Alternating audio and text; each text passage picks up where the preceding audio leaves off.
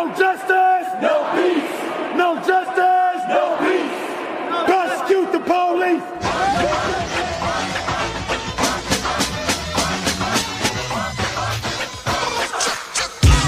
Welcome everyone to another episode of the Shade and Shit Talking Podcast. I'm your host TK, and as always, I thank you guys for tuning in. Now, this week's episode, rather the beginning of this week's episode, is an unintentional continuation, a part two, if you will, of last week's episode of No Justice, Just Us. And what triggered this was something that I saw in the news that has been dominating my timeline, dominating some of the groups that I've been in and things that I've been seeing on Facebook, Instagram, so on and so forth. And that is the case of Miss Cyntoia Brown. So her case is very it's very heartbreaking in a sense. It's very indicative of the U.S. justice system, a system that I've said before and you guys have heard before, just wasn't designed for us. Now, her case has garnered national and international attention from, both common, regular folk, everyday folks to celebrities alike. And it should, because in my opinion, what we have seen develop in her case is nothing short of a modern day lynching. And I feel like the justice system failed Cyntoia Brown. Now, some of you may disagree, it is what it is, but if you honestly sit back and look at this case as a whole, you should think that it's wrong. It is completely wrong. Now, as I like to do, before I just get into it, let me give you a little background of this case for those of you who don't know what it is or hadn't paid much attention to it or whatever. So, Cyntoia Brown is from Nashville, Tennessee. At the age of 16, she was sentenced to life in prison for the murder of a stranger who picked her up at a fast food restaurant. 16, she's now about 30. And at this time, she was a runaway. She was a prostitute who was forced into prostitution out of fear of her life from an abusive boyfriend by the name of Cutthroat. And that in itself is crazy to me, but nonetheless, so she was picked up at a Sonic by this man. I believe his name was Johnny Allen. He was a Nashville real estate agent. And this happened back in 2004, by the way. So he was found naked with a gunshot wound to the back of his head at his home. Now, Cyntoia told the police that, again, he picked her up and she shot him because she thought he was reaching for a gun under his bed. And they charged her with first-degree murder and robbery, and she was subsequently convicted in August of 2006 for those crimes. So let me tell you some of the things that took place, in this case, things surrounding this case that makes me feel like she's getting the raw deal. So, like I said, the act took place. It happened. Now, when the investigators, came to her and arrested her or whatever, she waived her Miranda rights. And I really have a hard time believing that a 16-year-old girl who has been traumatized for pretty much all her life really understood what was going on. Like, I really do. And then at her original trial, she wasn't even allowed to testify on her own behalf, and she had some bogus ass attorneys.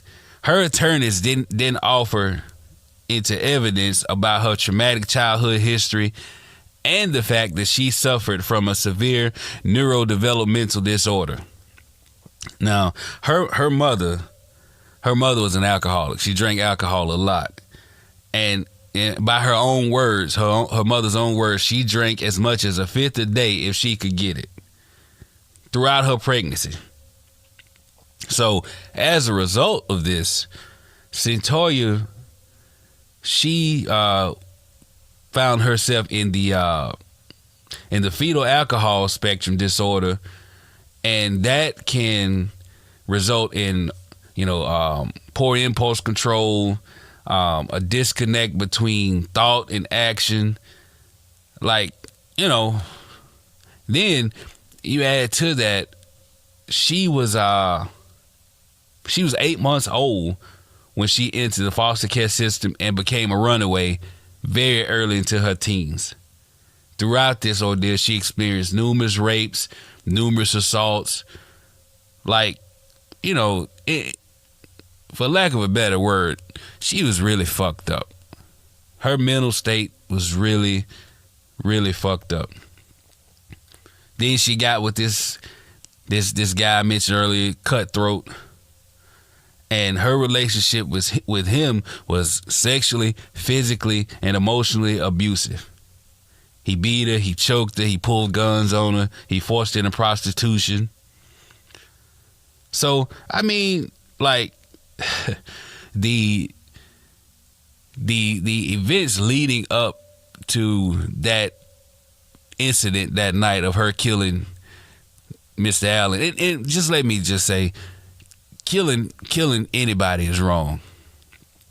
It is. I'm not here to debate that. That's just what it is. But the circumstances and events surrounding this is the problem. So, so she was, like I said, subsequently found guilty, sentenced to life, and her case came back to like the public eye, whatever, back in 2017 when Rihanna shared a story on her Instagram post talking about Cyntoia's situation. Then Kim Kardashian, she got involved and she talked about it. And let me just say, Kim Kardashian catches a lot of hell for a lot of stuff she does. Some of it, rightfully so.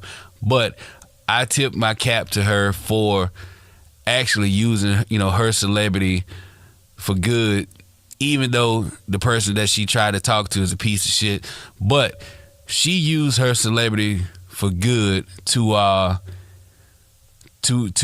work within the system to help prison reform. So I give her credit for that, as well as the others.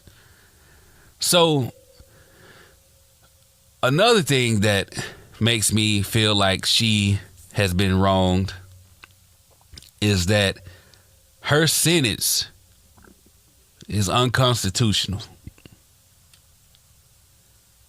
Her sentence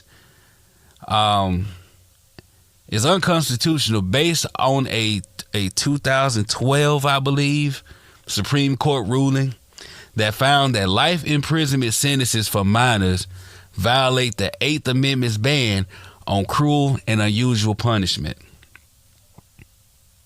So, with that being said, a Tennessee Supreme Court recently ruled that her sentence was not unconstitutional based on a loophole that defines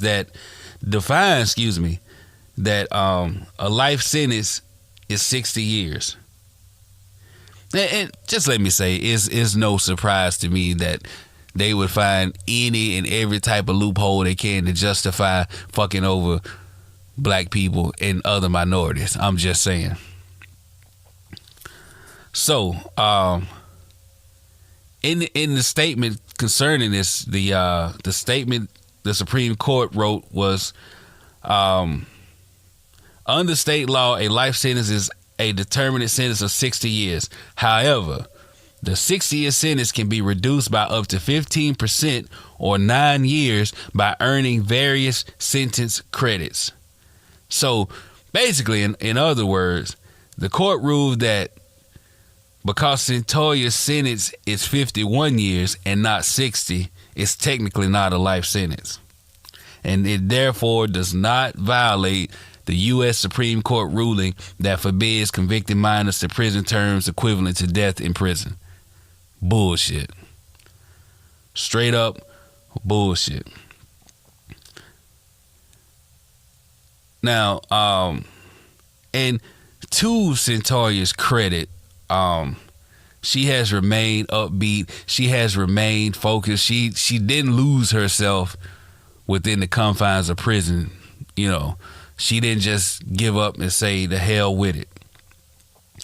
She had, you know, model behavior.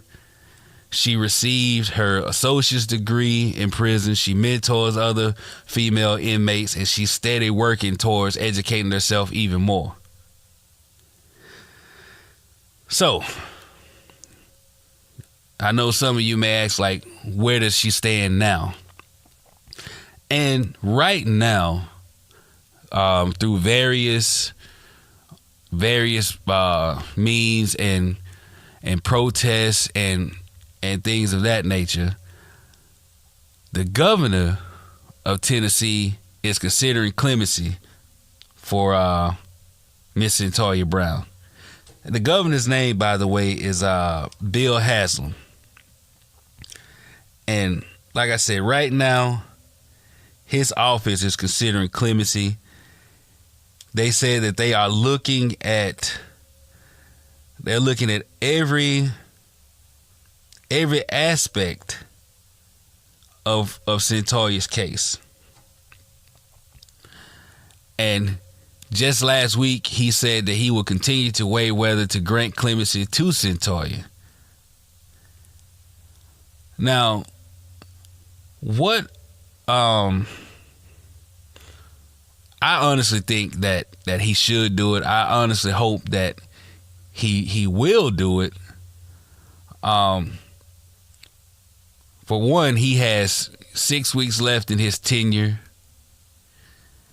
And, you know, when you're not up for re-election and things of that nature, you tend not to give a fuck what people think. So I'm hoping that he won't worry about, you know, angering the others. And considering his recent history of how he operates and how he has stood up for right in certain cases, I feel like she has a very good shot with this governor. And let me tell you a quick story of why I think this. So, there was this guy named Lawrence McKinney. In 1978, he was sentenced to 115 years in jail on rape and burglary charges. Now, he was cleared of those charges in 2008 and was released from jail in 2009. At the time of his release, the Tennessee Department of Corrections gave this man $75 to start his life over after 31 fucking years. So, since his release, he had been working hard to clear his name. But he couldn't get the big payout, which Tennessee law, the max is $1 million. He couldn't get it unless he got a formal exoneration from the governor's office. Sounds easy enough.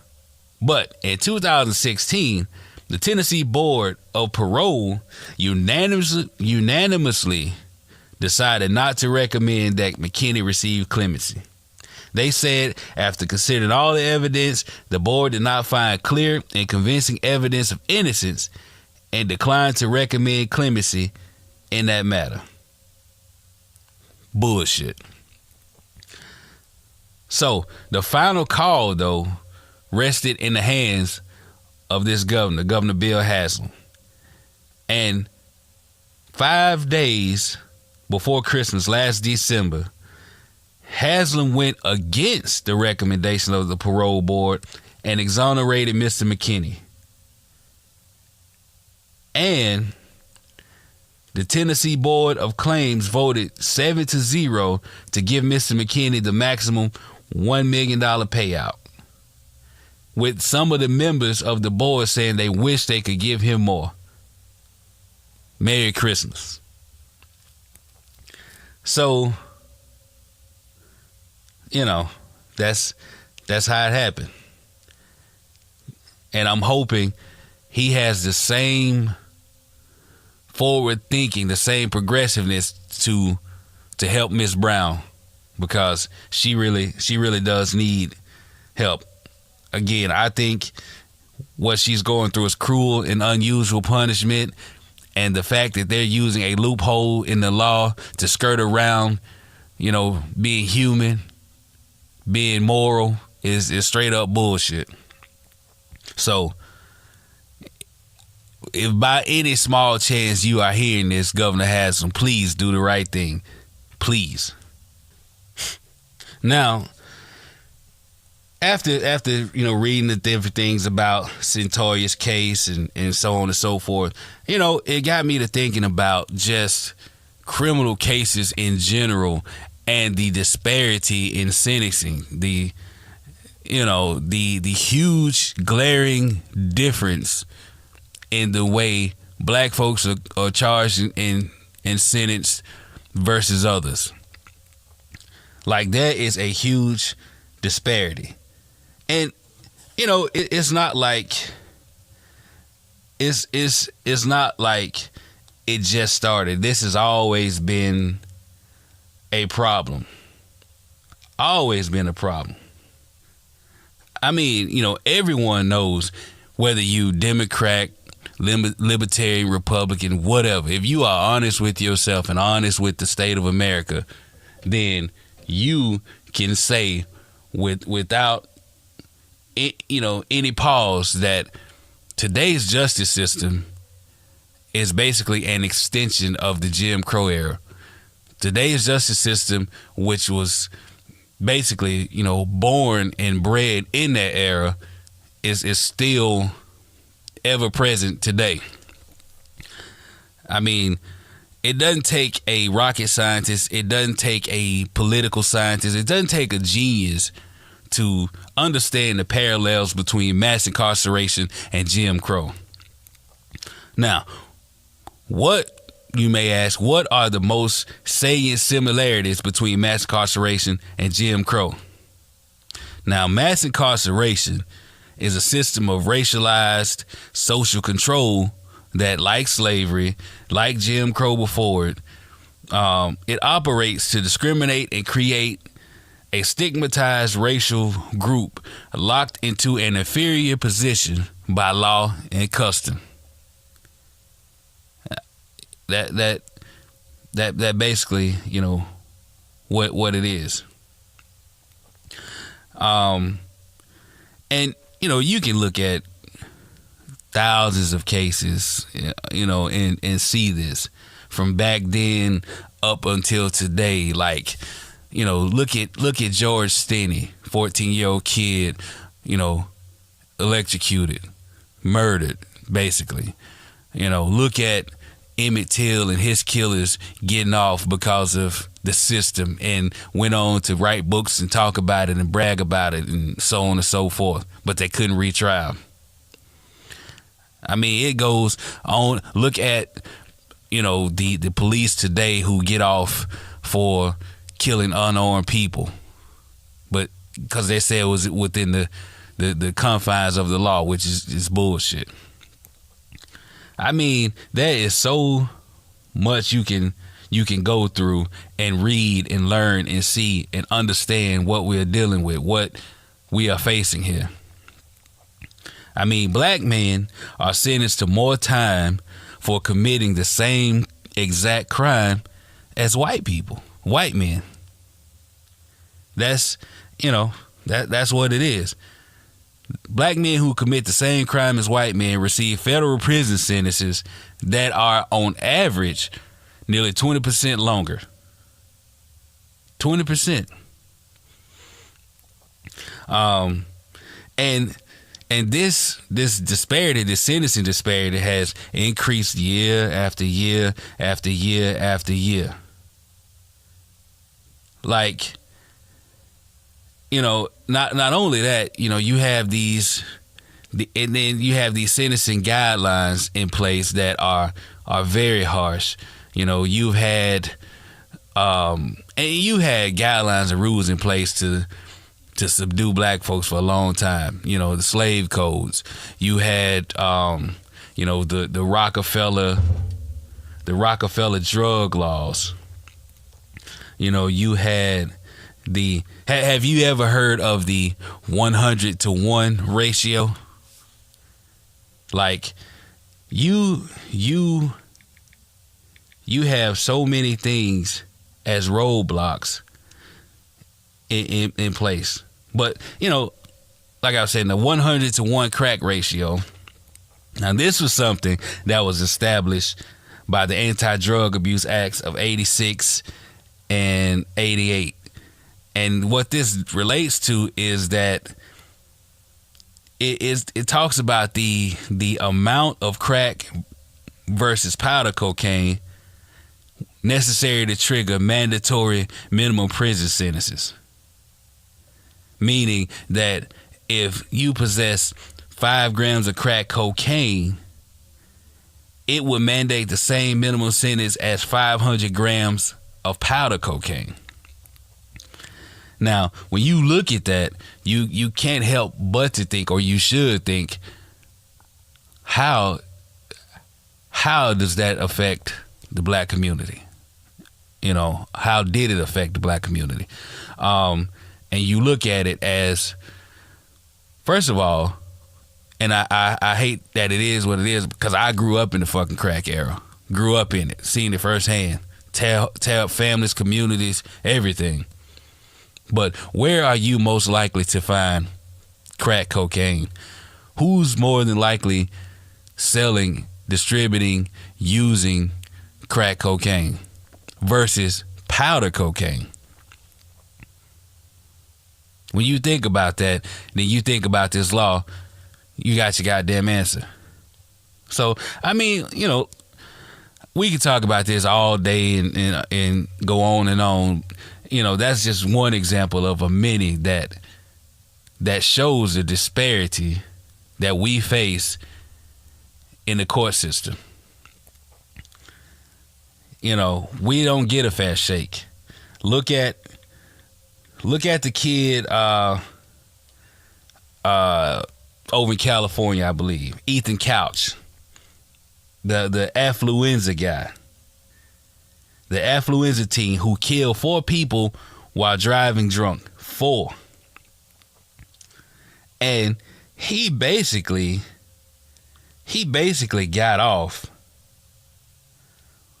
because, his lawyer said he grew up in an affluent life and, he just couldn't handle it. So, he killed 4 people, got a slap on the wrist. That's par for the course. Look at the Stanford swimmer.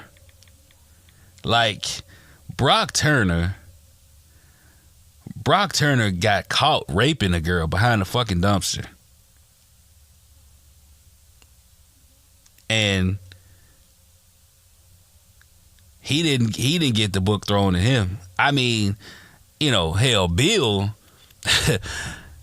going to goddamn jail off of just words,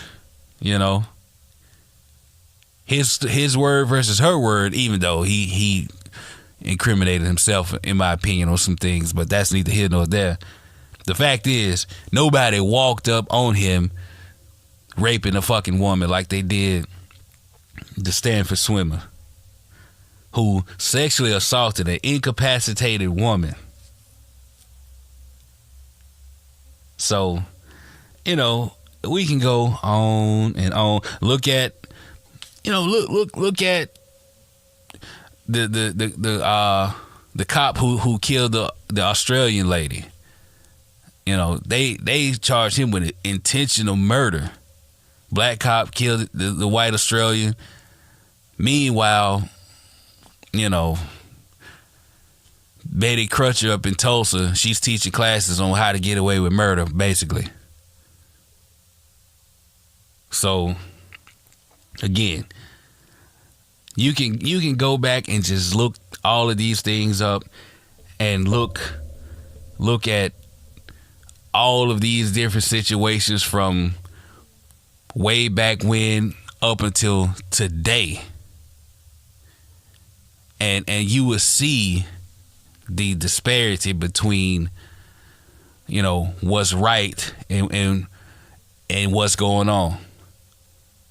Because it's straight bullshit. And that's why I say, like last week I talked about, no justice, just us. And this week is no justice, no peace. And until we get rid of these draconian drug laws, these mandatory minimum sentences, these, bullshit ass politicians who are biased themselves, thanks to the media and thanks to, how they grew up and how they view black people and Mexican people and so on and so forth. Until we get rid of all of that type of shit, we will still face the same the same status quo. And just like I said in the episode Midterm Mayhem, what went on in, Louisiana, Florida, some of the laws that got changed and ordinances that got changed, your vote does matter. It counts. Maybe not big picture federal, but local and state, that shit count. And that shit can help a lot. A lot. But as long as we just sit, complain, and don't do anything, we'll still face the same old same. No justice, no peace.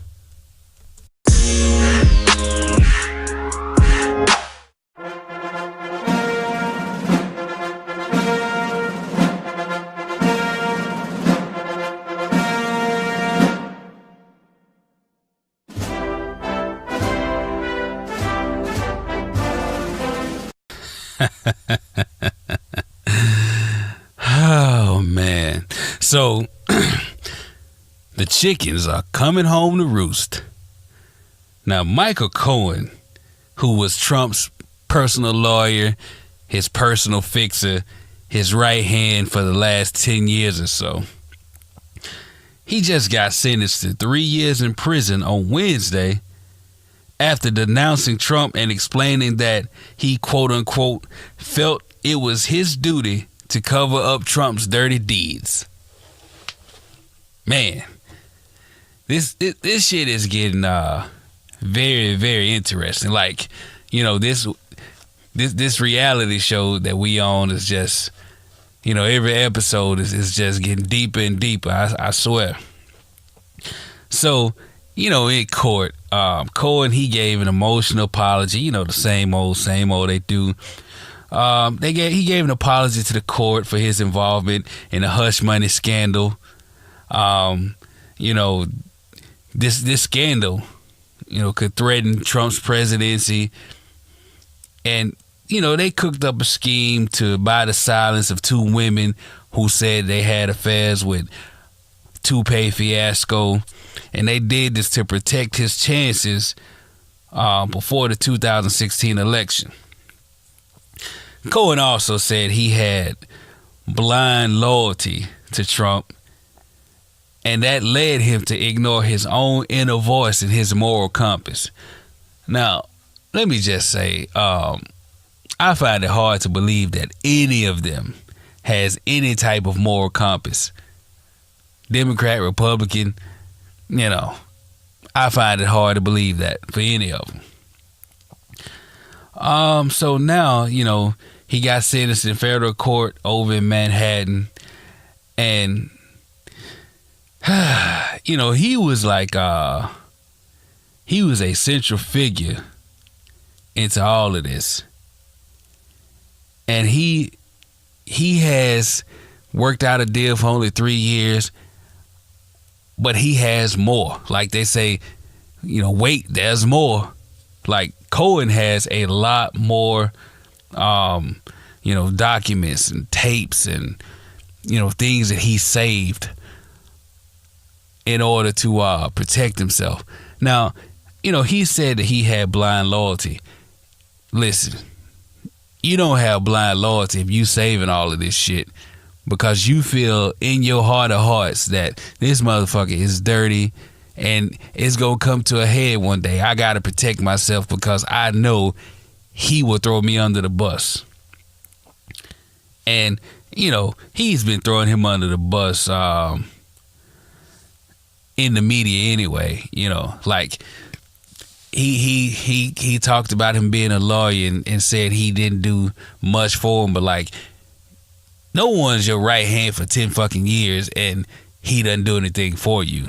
But we all know Trump has always been a horrible, horrible liar. Horrible liar. Now, since he came under investigation, Trump called him a weak person for giving information to prosecutors in order to obtain leniency when he's sentenced. I mean, that's what they do. I mean, that's what snitches do. It is what it is. But, Cohen, he did not sign a formal cooperation agreement with the United States Attorney's Office in Manhattan or with Mueller. Now, he pled guilty to charges of tax evasion. He pled guilty to charges of making false statements to a bank. He pled guilty to lying to Congress. He pled guilty to campaign finance violations. And he is telling it all. So he isn't the only one that's telling. Like, first of all, let me just say, you have to be a huge piece of shit if the National Enquirer has more credibility, more believability than you, a person. And that is what's going on right now. So not only is what Cohen has told and said being corroborated by some of the evidence that he saved that was confiscated when the feds raided his office with a warrant, by the way. Fuck what Trump's talking about. It was wrong, illegal, whatever. It wasn't. But now you have the National Enquirer and some of their high-ranking members have waded into the whole fray. Like I said, it's getting deeper and deeper and deeper and deeper. To the point where it came out in a report that Toupee Fiasco attended meetings about hush money payments with Cohen and the National Enquirer publisher.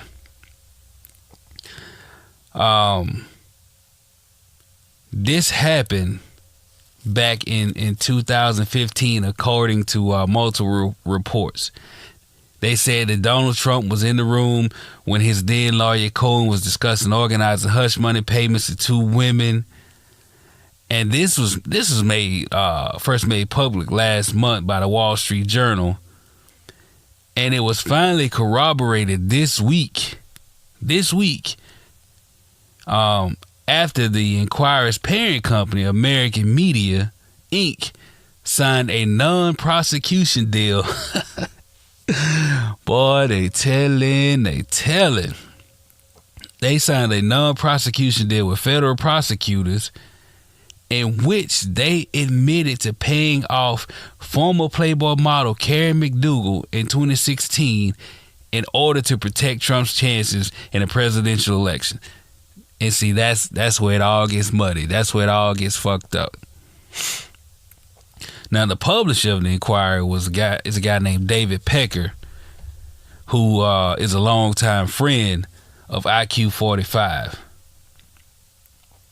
Now, the payments to both McDougal and Stormy Daniels, which totaled in the hundreds of thousands, was the central point in prosecution on Cohen's case. But it was reported that Trump played a key role in organizing these payments with these two women, which happened, his affairs happened after he married Melania, in which he denied it took place. But again, we know he lies a lot. And right now, even today, he's saying he never directed Cohen to break the law. He's saying that he was a lawyer. He's supposed to know the law. Blah, blah, blah, blah, blah. His usual trope of bullshit, trying to get out of it. But I don't think it's going to work. I really don't. Because you have the evidence that Cohen had for himself. Then you got the shit that came out with the Enquirer, and they corroborating a lot of what Cohen said. Then you got this whole situation with the Russian lady, the Russian gun rights activist Maria Butina, who just pled guilty in the case. I mean, you have a lot of people that's telling a lot of shit that's connecting a lot of dots. I mean, it's crazy. Now, this Butina lady, she was the first Russian national convicted of seeking to influence U.S. policy in the run-up to the 2016 election by acting as a foreign agent. She agreed to cop a plea for less prison time.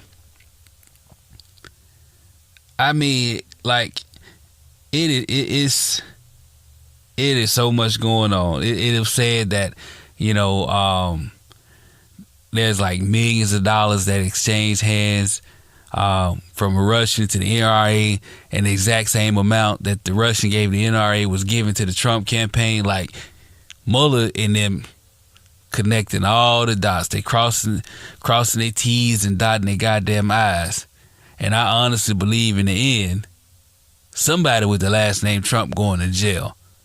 I think Junior's about to get indicted. He's worried, and his daddy gonna throw him under the bus, so he really should be worried. But, I think this presidency might come to an end. I don't think they'll impeach him. I think he may resign because it's going to get too hot on his ass. But, me personally, at first I was like, indict him, impeach him, get him out. But then I got to looking at goddamn Mike Pence and reading some of his shit and the things he's involved in. I honestly believe that man is fucking evil. And we would be worse for wear with Pence in there, because he's actually smart, unlike the orange dummy. That's what worries me. So I think they should just lay it out flat, play their cards right, and just ensure that we won't have to deal with him in 2020, rather than getting him out now and getting Pence in there. That's just my opinion.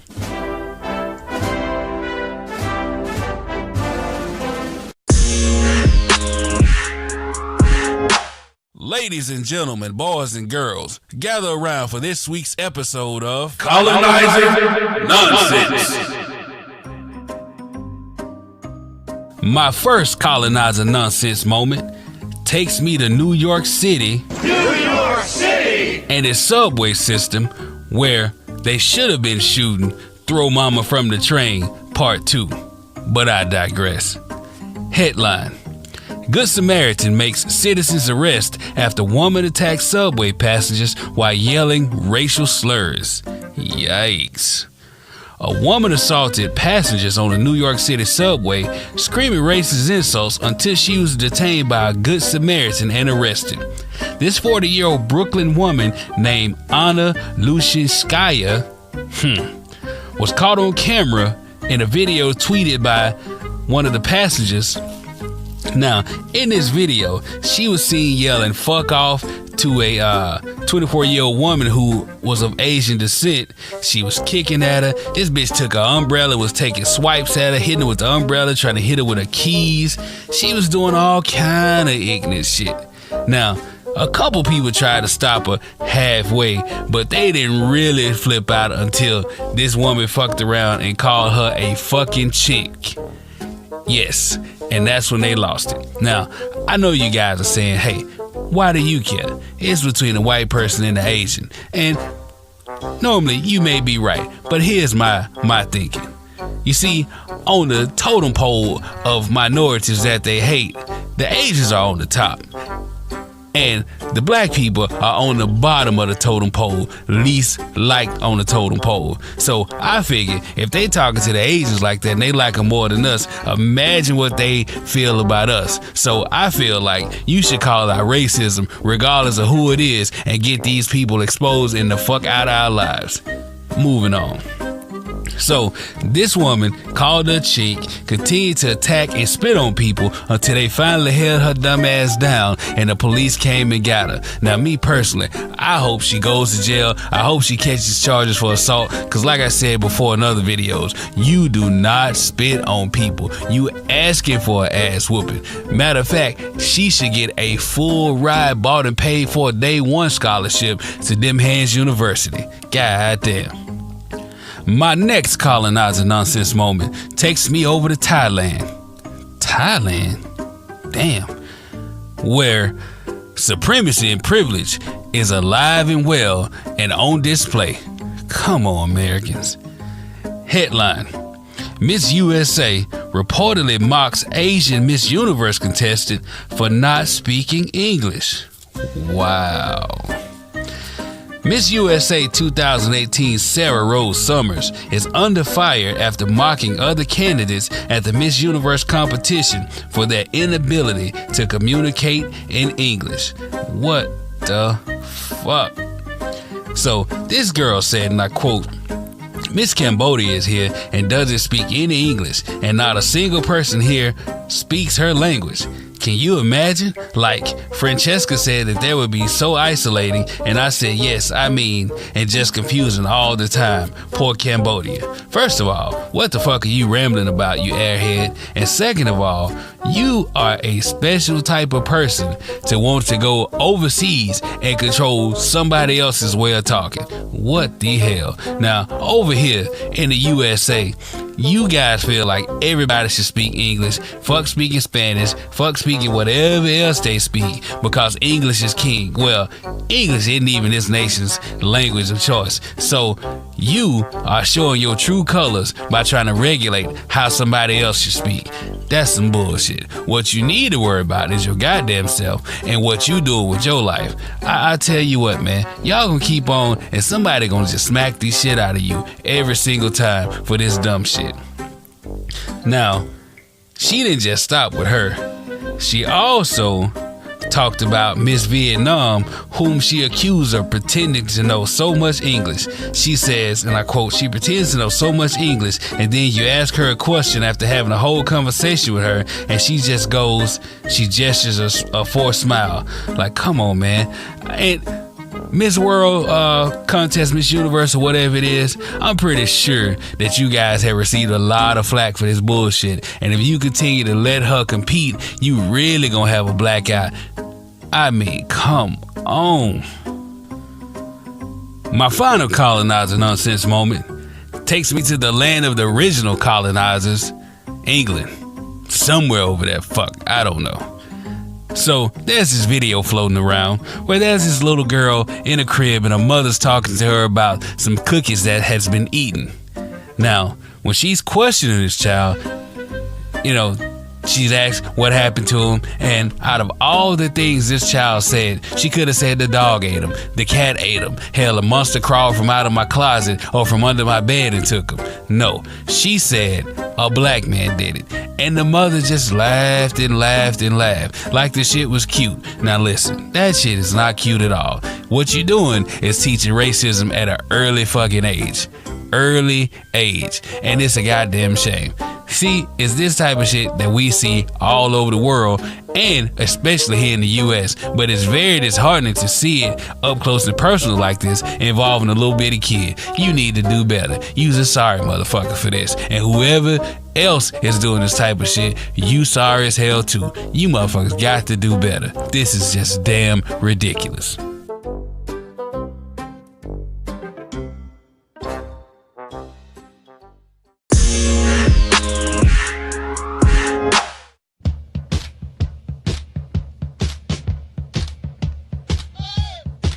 This week in sports, the Super Petty edition starts us off in the NFL and the Baltimore Ravens. Now, this really isn't about what's going on the field, although I must say that I'm extremely happy for Lamar Jackson, who, by the way, is Michael Vick 2.0. Well, he has now entrenched himself as the starting quarterback for the Ravens after replacing Joe Flacco, who is now Joe Wacko, who was out injured for the last 4 games. Now, Jackson has gone 3-1, and his play has been up and down, but he has gotten the job done. So, shout out to him. And by the way, Joe Flacco, you might want to holler at my boy Peanut and Peanut's Moving Services to come get your shit, cause you about to be replaced. But listen, that's not what I'm here to talk about. We still in Baltimore, and the main reason is to talk about my boy Robert Griffin III, RG3. Now, did y'all see the picture of him and his wife? Now, I know what you're thinking. Nah, I don't care about her being white. We used to that. No big deal. But what I am talking about is, as a black man, what you not gonna do is come out in public with those pictures and your hairline looking the way that it did. Man, this nigga's hair was a mixture of Frankie Lyman, Detroit Red before he became Malcolm, and Eddie Kane Jr. that night he ran up on Duck and them after the show wearing that old ass costume. Oh, nights like this I wish raindrops would fall. Head ass boy, if you don't stop. But like the 1st and the 15th, you can always depend on Black Twitter. And man, they tore this nigga up. Did him so bad, 2 days later a picture surfaced of him getting a fresh cut with a fresh lineup from a barber. Now, a lot of people was giving him flack because the barber wasn't black, but shit, I don't give a damn who cut his hair. You could have got an alien from goddamn Space Jam to do it, long as he got his shit lined up. Thank you. Over in the NBA, former Laker point guard and Kobe Bryant do-boy, as well as defensive liability, Derek Fisher was just named the head coach of the LA Sparks of the WNBA. Congrats. Now, I got a couple of things I need to say about this. One, as a New York Knicks fan, I am still pissed off and having nightmares about the bullshit job that he did up there. This motherfucker was terrible. Terrible, terrible, terrible. And I really didn't think he would get another head coaching job because of all the shit that he pulled. And secondly, listen, this goes to the LA Sparks players. Now, he may can help you with your basketball game. He may can help you win a few games. That's not what you need to be worried about. What you need to be worried about, and I'm pretty sure Matt Barnes can attest to this, that nigga will snake you. Now, I don't want to get up one day and turn on the TV and see the Derek Fisher that took another woman's woman. Now, off the court, Derek has also received some flack and smoke for his overall bullshit and ain't shitness from former NBA players because of his decision to join a asset lending company. Now, he joined Luxury Asset Capital, which is an alternative financing vehicle for athletes that lends them between $50,000 to $5 million using their property, contracts, and pensions as collateral with high interest rates. Now, upon hearing this news, Baron Davis, the former Golden State Warrior point guard, came out on Twitter and said, Derek Fisher sold us out in the CBA, now he's selling us out again. Athletes going broke, let's make money off of that.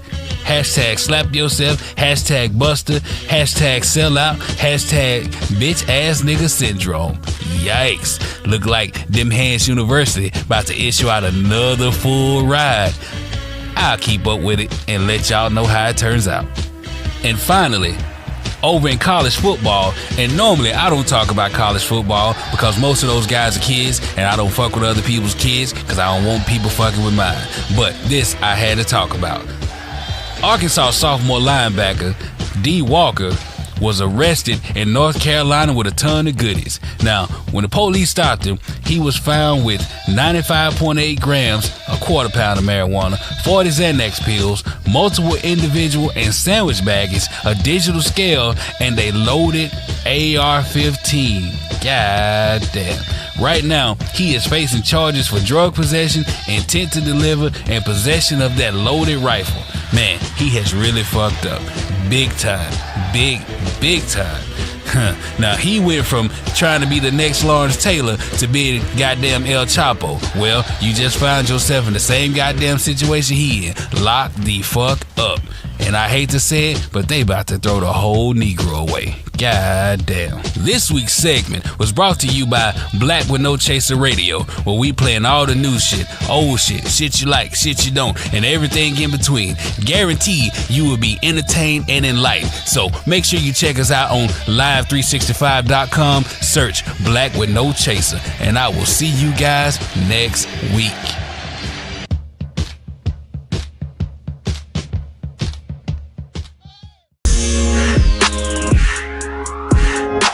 Black Entertainment News. Black Entertainment News. We're starting off this week of Black Entertainment News with a little bit of bad news. Nancy Wilson, the Grammy-winning song stylist and torch singer whose polished jazz pop vocals made her a platinum artist and top concert performer, has died at the age of 81. Now, she retired from touring back in 2011, and she died after a long illness at her home in Pioneer Town, California. Now, she is best known as a jazz singer who has done dozens of albums, including a celebrated collaboration with Cannonball Adderley. She had Broadway, My Way, Lush Like, The Nancy Wilson Show, various jazz albums. And she also earned a Grammy in 1965 for Best R&B Performance and later won Grammys for Best Jazz Vocal Album in 2005 for RSVP. And in 2007 for Turn to Blue. She also had a busy career on television, which includes credits from Hawaii Five-0, Police Story, Media Man, and she hosts the NPR's Jazz Profile series. And she was also active in the civil rights movement, including the Selma March of 1965, and she received an NAACP Image Award in 1998. Rest on Miss Nancy Wilson. Also in Black Entertainment News, have you guys heard the situation with Kevin Hart? Now, Kevin was picked to host the Oscars, I believe, and he caught a bunch of flack because of a bit from his old act and from a homophobic tweet that he made. Now, first of all, I don't condone anybody being homophobic, so on and so forth, but I think this was a bit of a reach. People, taking it too far with how they're doing it. Kevin, made a joke about how he would react if his son was gay and so on and so forth. And he admitted back then that he was wrong, and it was less about, gay people and more about himself and his shortcomings and so on. So I personally believe they overreacted. And Nick Cannon came to his defense and tweeted, various things from various white comedians, and as always, crickets. So it is what it is. That's what we dealing with, double standards. But hold your head, Kevin. You'll be all right. You got plenty of money, plenty of movies coming out. You still doing you. And like Snoop said, fuck him, telling me the dick. In other entertainment news, and I guess it's entertainment, way churches are nowadays, but John Gray has caught a bunch of flack for buying his wife a Lamborghini. And I mean a lot of flack. Now, this car is a $200,000 car, and people were not too happy about him doing this. Now, I was asked about it, and here's my take on it. If he didn't use any of the church's money to purchase this car, I don't think there's a problem. Now, the optics of it all looks bad. A preacher driving a Lamborghini, so on and so forth, or whatever.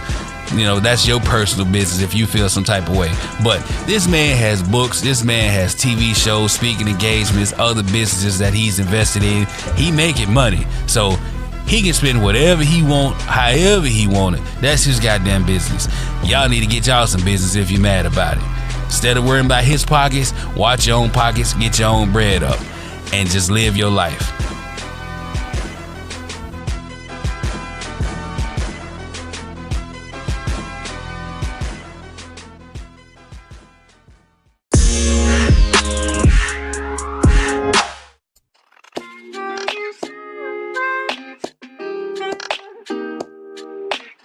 We've reached the end of another episode of the Shade and Shit Talking Podcast, and as always, I thank you guys for tuning in. I really appreciate the love and support. Now, we got a few things upcoming, very big things, a couple of surprises that we'll be hitting y'all with in the next couple weeks or so, gearing up for a very special, very big 2019. So I encourage you all to stay tuned, check us out, support, like, share, follow. Now, as of right now, I also ask that you guys tune in to live365.com, to the Black with No Chaser radio station, where we are really, really putting it down. All the old stuff, the new stuff, everything in between. Talk radio. We will have podcasts. We will have self-help shows. We will have spoken word shows. Anything you can think of that's entertaining and enlightening to the diaspora, we will be putting it out there. So please, make sure you tune in, like, follow, and share as well. That's Black with No Chaser Radio on Live 365. Also, for my people in Mississippi, Hattiesburg, and surrounding areas, December 22nd, we will be having a pub crawl sponsored by Black with No Chaser and Melanated Millennials Investment Group, where we will be in downtown Hattiesburg visiting all of the black-owned clubs, pubs, bars, restaurants for a whole night. It's a night of fun. It's a night of fellowship, laughing, drinking, eating, having fun. So I encourage you to get your tickets, check it out. You can find it on Black with No Chaser. You can also find it on MMIG. That's December 22nd, Hattiesburg, Mississippi. You won't want to miss it. Now, we've talked about quite a few things. Cyntoia Brown, no justice, the racial disparity when it comes to sentencing, all types of stuff that we're facing as black people. And in order to defeat this, we have to stick together and rise above it all together. So I encourage you not only to help yourself, help your neighbor, help somebody you don't know. Reach one, teach one. And I will see you guys next week.